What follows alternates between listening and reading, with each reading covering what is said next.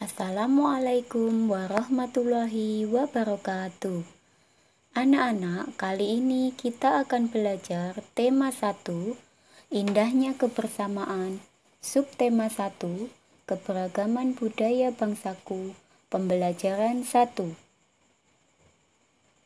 Anak-anak, tahukah kalian bahwa di Indonesia memiliki berbagai macam keberagaman, yaitu suku bangsa, tarian, rumah adat, agama, masakan daerah, alat musik, dan lain-lain. Anak-anak, marilah kita mencari informasi tentang keberagaman yang ada di Indonesia dengan cara membaca. Anak-anak, bacalah buku LKS kalian, carilah suatu bacaan atau teks yang berisi tentang keberagaman yang ada di Indonesia. Carilah informasi-informasi yang ada di dalamnya. Anak-anak, tahukah kalian bahwa setiap bacaan atau teks biasanya terdiri atas beberapa paragraf? Tahukah kalian apakah paragraf itu? Paragraf adalah kumpulan kalimat yang saling berkaitan satu dengan yang lain, yang berisi ide atau gagasan pokok dan gagasan pendukung, sehingga membentuk informasi yang lengkap. Di dalam setiap paragraf memiliki gagasan pokok yang didukung oleh gagasan pendukung. Gagasan pokok adalah ide utama yang dibahas dalam suatu bacaan, dapat berupa kalimat inti atau berupa pokok paragraf. Sedangkan gagasan pendukung adalah uraian atau tambahan informasi untuk gagasan pokok. Anak-anak, pahamilah informasi yang ada di dalam teks atau bacaan yang ada di dalam buku LKS kalian. Setelah itu, carilah gagasan pokok dan gagasan pendukungnya dari setiap paragraf. Tulislah hasilnya di buku tugasmu dalam bentuk diagram seperti berikut ini.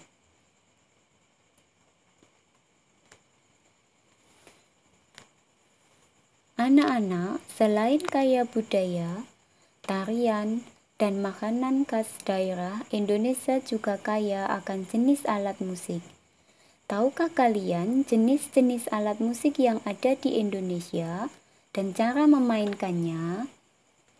Jenis-jenis alat musik yang ada di Indonesia antara lain saluang, angklung, tifa, kendang, dan kecapi. Anak-anak, tahukah kalian bahwa alat musik yang ada di Indonesia termasuk sumber bunyi? Karena mereka dapat menghasilkan bunyi jika dipukul, ditiup, ditekan, ataupun digesek. Bunyi dihasilkan dari benda-benda yang bergetar dengan kuat. Segala macam bentuk bunyi berasal dari benda yang bergetar. Getaran dari suatu benda akan mengakibatkan udara di sekitarnya bergetar. Getaran tersebut menimbulkan gelombang bunyi di udara.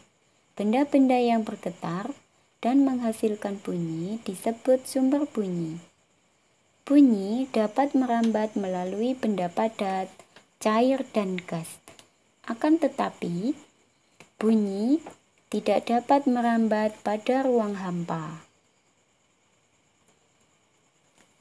Anak-anak, setelah kalian mengenal jenis-jenis alat musik tradisional yang ada di Indonesia dan cara memainkannya, coba anak-anak tuliskan ke dalam buku tugas kalian seperti dalam contoh berikut ini. Tulislah nama alat musik tradisional yang kalian ketahui, jelaskan asal alat musik itu, cara memainkannya, serta cara terjadinya bunyi pada alat tersebut.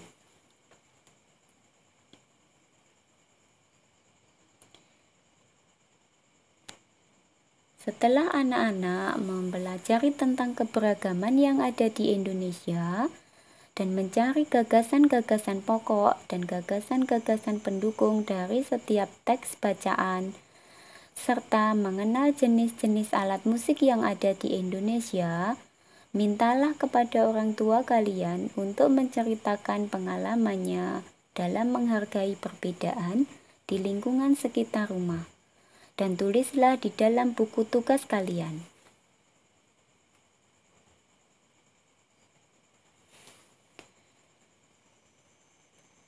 Anak-anak, demikianlah pembelajaran pada kali ini.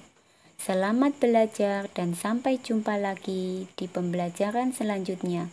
Wassalamualaikum warahmatullahi wabarakatuh.